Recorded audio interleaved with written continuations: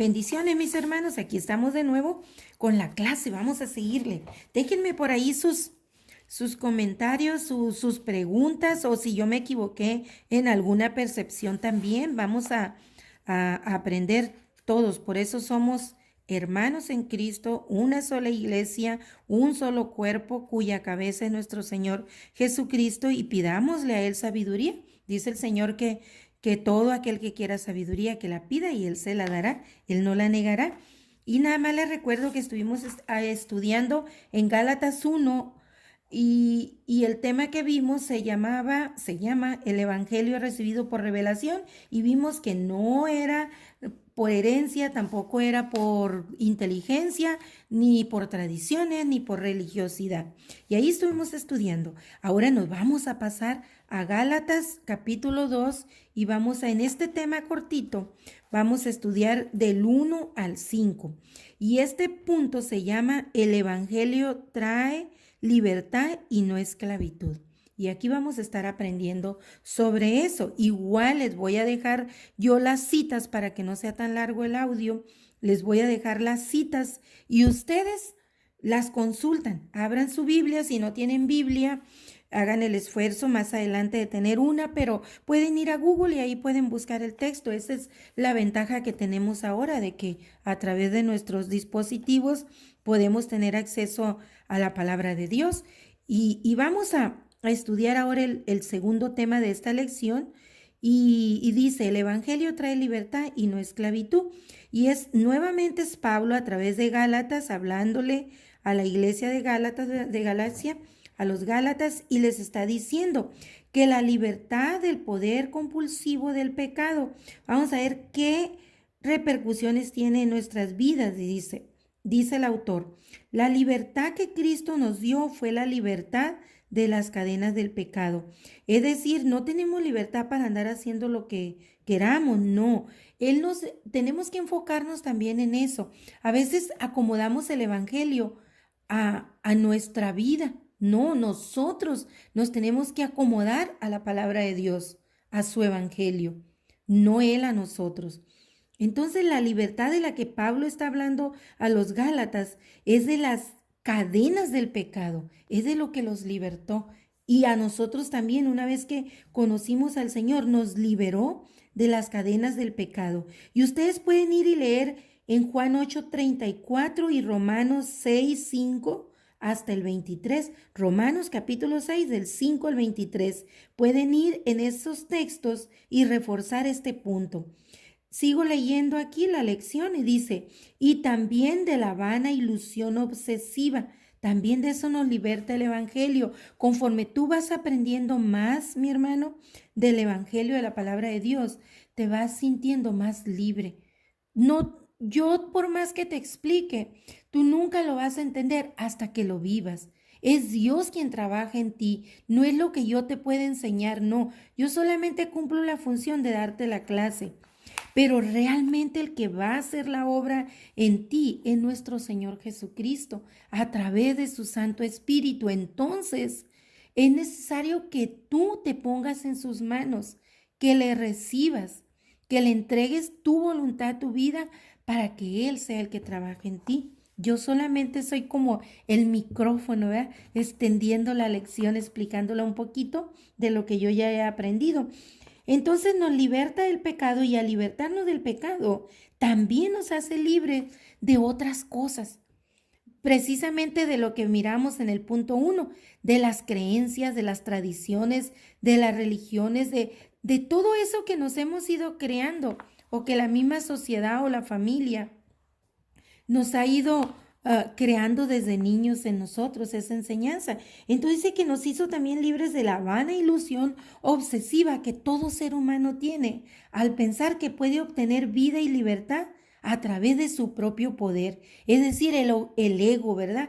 El egocentrismo, la autosuficiencia que todo ser humano tiene y que nosotros también teníamos antes, cuando no conocíamos al Señor. Por eso podemos entenderlo, porque ya estuvimos ahí. Dice, sigue explicando aquí la lección el autor y dice, la sangre de Cristo tiene poder para liberar del pecado y de las consecuencias del pecado, porque el pecado acarrea consecuencias malas a nuestra vida. No nomás es que pecamos, nos arrepentimos y ya exactamente, nos arrepentimos y el Señor nos perdona. Dice su palabra, dice en la primera carta de Juan, y si pecamos, abogado tenemos en el cielo, pero el Señor nos perdona para seguir teniendo comunión con Dios, pero el Señor no nos quita las consecuencias, esas las tenemos que vivir, tenemos que pagar por ello. Nosotros tenemos que pagar por ese pecado cometido.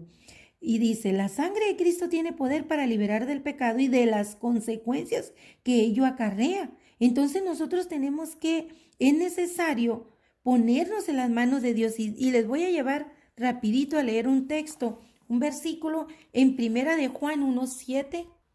Si tiene su Biblia, corra y ábrala. Y dice en Primera de Juan 1:7 dice, pero si andamos en luz como Él está en luz, tenemos comunión unos con otros y la sangre de Jesucristo, su Hijo, nos limpia de todo pecado. Subraya ahí en su Biblia la palabra todo, porque el Señor nos limpia de todo pecado. No hay un pecado por el que el Señor no nos limpie. ¿Saben cuál? ¿Cuál si el Señor no perdona? Blasfemar contra el Espíritu Santo. Pero nuestros tropiezos, nuestras caídas y tropezones, el Señor nos perdona y nos levanta.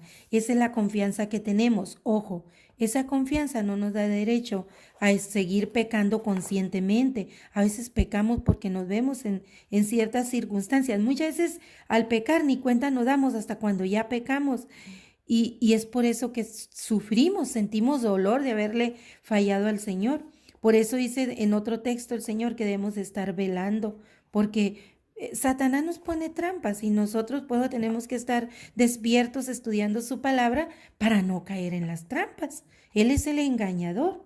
Sigo estudiando aquí con ustedes la palabra y dice el autor, esta libertad comienza y continúa el proceso de liberar al hombre integralmente. Fíjense lo que el Señor hace en nuestra vida. No solamente es espiritualmente. ¿Cómo dice? Por eso dice Pablo a los romanos que renovemos nuestro entendimiento día con día para tener una mente renovada. ¿Cómo dice que el Señor nos transforma? Psicológicamente, biológicamente, social y espiritualmente. ¿Por qué psicológicamente? Porque, ¿qué nos dice el mundo? Cuando ven un comportamiento, por ejemplo, en un niño, es un trauma que tiene. No, el Señor nos libera de todo eso, de nuestro pasado, borra nuestro pasado, de los traumas, de lo que nos hicieron, porque el cristiano no guarda rencor de lo que le hicieron en el pasado. Eso lo borra el Señor cuando tenemos ese encuentro con Él. Pero el que no conoce a Dios, el que no ha recibido al Señor, sigue viviendo y martirizándose por cosas que le hicieron allá en el pasado, en su niñez, o por cosas que él hizo o ella hizo. También se siguen martirizando. Pero miren cómo nosotros ya no tenemos esos traumas psicológicos, porque el Señor dice que lo borra y nos hace nuevos, todo lo hace nuevo. ¿Por qué biológicamente? El cristiano ya no se embriaga, ya no se intoxica con nada, ya no se va de juerga y se desvela toda la noche. El cristiano tiene una vida sana, cuida su cuerpo, cuida de que esté bien alimentado, lo cuida de no intoxicarlo con nada. ¿Por qué lo cuida? Porque es el templo del Espíritu Santo. En ese cuerpo mora la tercera persona de Dios. Entonces tiene que cuidarlo de que esté limpio, tan santo como es posible, ¿verdad? Porque nosotros siempre lo estamos contaminando, pero en la medida de nuestra conciencia renovada a través de su palabra y con la guía del Espíritu Santo, cuidamos que ese cuerpo esté en las mejores condiciones porque es la obra de Dios. ¿Cómo lo vamos a echar a perder si es la obra de Dios? Entonces, biológicamente también somos transformados. ¿Por qué socialmente? Porque al nosotros renovarnos en el Espíritu Santo, nosotros tenemos nuevas actitudes. Eso es el fruto del Espíritu Santo. Tenemos paciencia, benignidad, amor por los demás, tenemos los 9 frutos del Espíritu y entonces nosotros en esos frutos tenemos una mejor convivencia con la sociedad. No andamos por ahí ofendiendo, ni diciendo palabrotas, ni menos haciendo daño.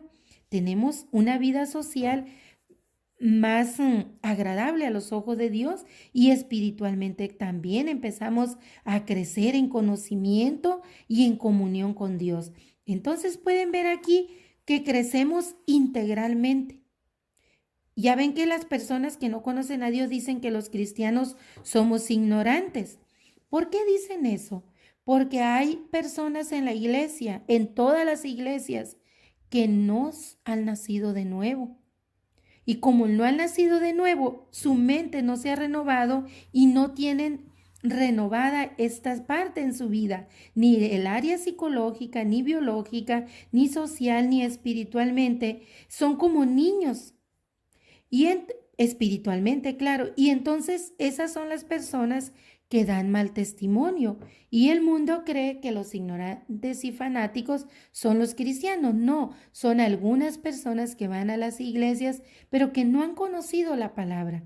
Cuando conocemos la palabra, al contrario, al cristiano Dios le da luz, le da entendimiento y llega a ser una persona, además de espiritual, muy entendida. La misma palabra dice, Daniel dice, los entendidos sabrán de lo que estoy hablando. Dice en la profecía de Daniel del 11 al 12. Entonces, el cristiano debe ser una persona entendida. Pueden ir ustedes y leer en Primera de Juan 1:7, en Isaías 61, Isaías 61 del 1 al 3, Lucas 4 del 18 al 21, para que refuercen este punto que estamos viendo de que la libertad que el Señor nos da en su evangelio no solo nos libera del pecado, sino también de aquellas acciones que a veces tenemos cuando estamos en pecado. Otro aspecto del que habla aquí también esta lección dice que la libertad es un acto voluntario. Y nos manda al texto de Gálatas 2:3, se los voy a leer. Y ustedes pueden leer todos estos textos en casa también, tomar notas, pueden poner una y otra vez el audio hasta que ustedes les quede bien entendido. Y dice en Gálatas 2:3, dice, mas ni aun Tito, que estaba conmigo con todo y ser griego, fue obligado a circuncidarse. Porque aquí Pablo les está hablando de las costumbres, de la tradición que se tenía en la ley. Y dice que ni aun Tito, porque ya él estaba viviendo en la gracia de nuestro Señor y no era necesario que lo hiciera. Pero les voy a leer aquí la explicación que nos da el autor y dice, repasando Gálatas 2:3, dice, mas ni aun Tito, que estaba conmigo, fue obligado a circuncidarse, dice Pablo. El evangelio, al ser liberador, no obliga ni somete a los caprichos de la religión. O sea, no nos somete. Cuando tú quieres, si tú te quieres poner tal ropa o dejar de comer tales comidas o guardar tal día, esa es tu libertad que te da el evangelio. Tú lo puedes hacer, pero no es correcto imponérselo a los demás. Pero si tú lo quieres vivir, puedes vivirlo. Esa es la libertad que nos da el evangelio. No someter a los demás a ello. Es decir, el cristiano voluntariamente se somete a los principios y valores del reino. Jesucristo es muy caballero y respetuoso a la voluntad de cada ser humano como respuesta a la invitación hecha por él. Es decir, el Señor nos invita, pero nosotros tenemos la libertad y las tradiciones y costumbres ya no son necesarias. Pero igual, si tú las quieres vivir, está muy bien, es excelente. Esa es tu relación con Dios, pero no se las puedes imponer a los demás, que vístete así, que no te pongas esto, que no comas esto, que guarda este día. No, no lo podemos imponer, pero es nuestra libertad vivirlo nosotros si lo queremos. Cada quien. Puedes ir y aprender más en Efesios 2:8, en Juan 6:44 y ahí aprender más de este punto sobre las tradiciones. Otra cosa también que dice el autor, dice que la gracia es un regalo de Dios, y claro, lo dice su palabra también, Y las palabras por medio de la fe señalan a la parte humana que es necesario que se apropie de ese regalo divino a fin de ser libre.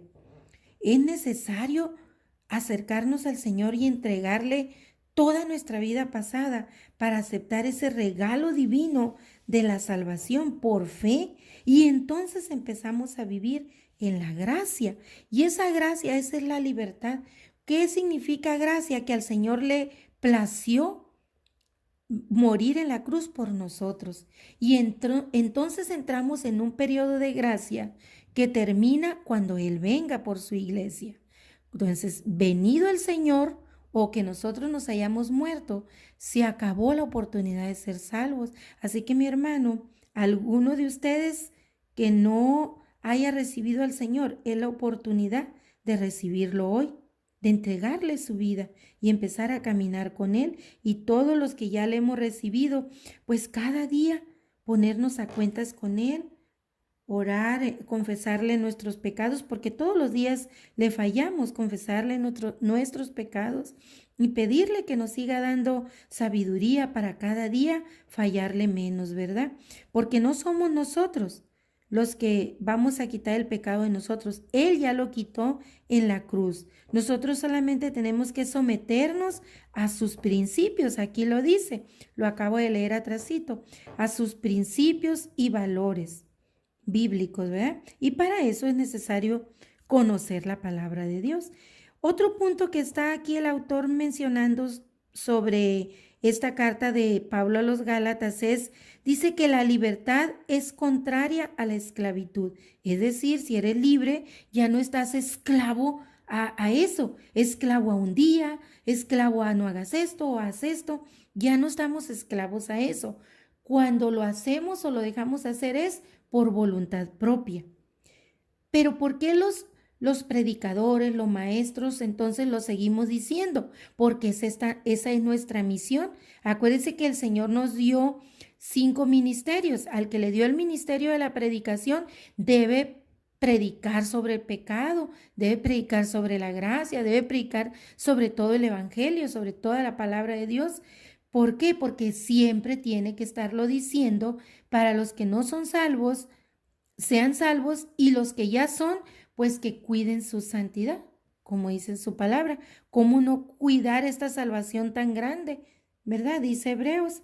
Entonces, esa es la razón, porque el maestro una y otra vez lo dice, porque esa es su misión.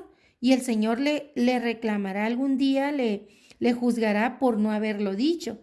Pero tú que lo estás escuchando, aprópiate de lo que a ti te pertenece.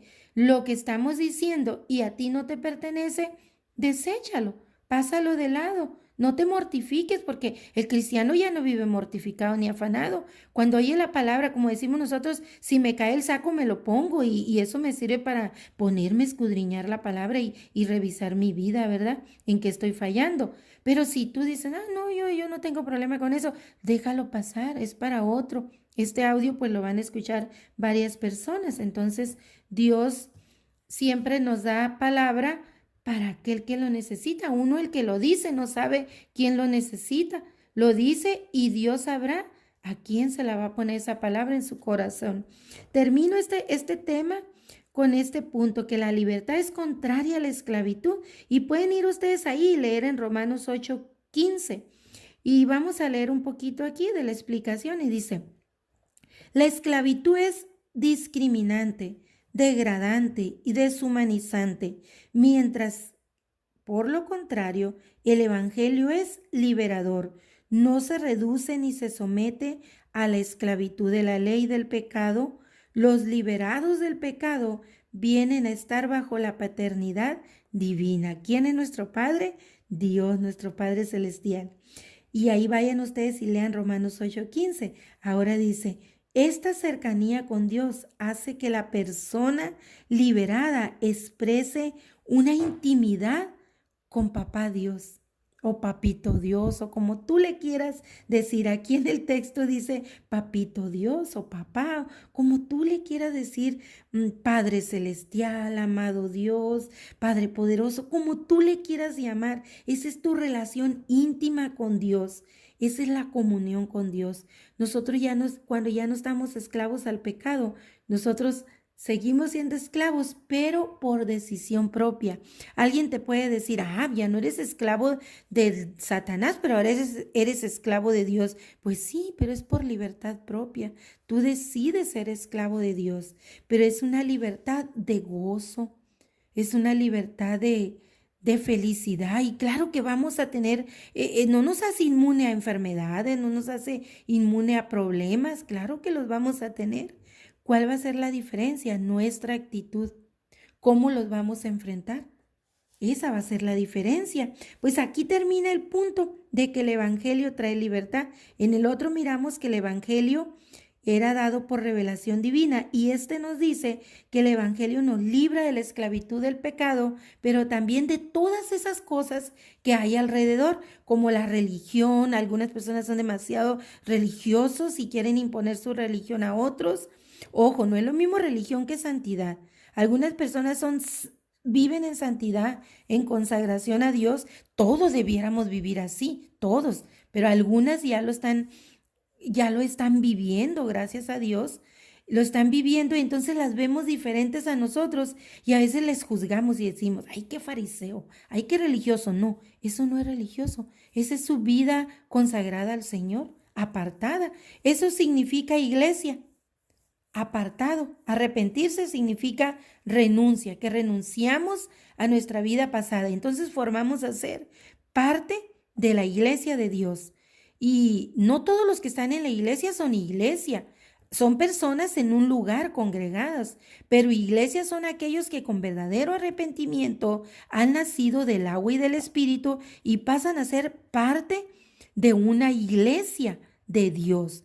Hay iglesia local, que es el grupito donde tú te congregas, y la iglesia universal, de cualquier denominación, el cuerpo de Cristo, cuya cabeza es Él. No somos los nazarenos solamente, son los metodistas, son los bautistas, son cualquier iglesia, cualquiera, pero no todos los que están en esas iglesias, en esos templos, sino aquellos que son nacidos del agua y del espíritu, que con verdadero arrepentimiento abandonaron, porque eso significa arrepentirse, renunciar, dieron un giro de 180, que cambiaron la dirección de su vida y ahora van para el otro extremo, es decir, iban al sur, ahora van hacia el norte. O sea, dieron la vuelta y caminaron en otra dirección. Eso significa arrepentirse. Y entonces pasas a ser parte de esa iglesia, de ese cuerpo de Cristo, donde nos congregamos todas las personas ahí, somos una congregación, pero la iglesia es todo aquel que ha creído y se ha arrepentido y le ha entregado su vida al Señor. Entonces empezamos a caminar en el Señor. Pero en ese caminar algunos consagran realmente su vida al Señor. Otros vamos ahí cayendo y levantando con dificultad. Lo importante es no ir para atrás. Pero entonces vemos a esas personas muy consagradas y hay quienes dicen, ay, qué religioso. No, eso no es religiosidad, mi hermano. Religiosidad es aquel que con su boca profesa mucho sobre la palabra de Dios, pero su vida la vemos llena de pecado todavía. Esos son religiosos, porque están como miramos al principio, cuidando su vida externa, en cómo se visten, en qué dejan de comer, en todo eso, pero no están renovando su interior. Porque si su interior está renovado, se va a ver al exterior y se va a ver en una vida totalmente diferente y consagrada al Señor. Ánimo, mis hermanos, no todos vamos a transformarnos de la misma forma ni en el mismo tiempo. Algunos vamos muy despacio, otros muy lento, otros van muy rápido, pero todos debemos caminar hacia la meta que es Cristo. Estar un día con Él, morar allá con Él y no ser avergonzados cuando lleguemos a su presencia. Nos quedamos aquí, supuestamente el punto era corto y como ven, tuvo mucho más explicación. Ya ven, las apariencias engañan, ¿verdad? Que tengan un bendecido momento y si quieren continuar o pueden dejarlo para otro día, pero yo voy a seguir con el otro punto, el punto 3 en otro audio.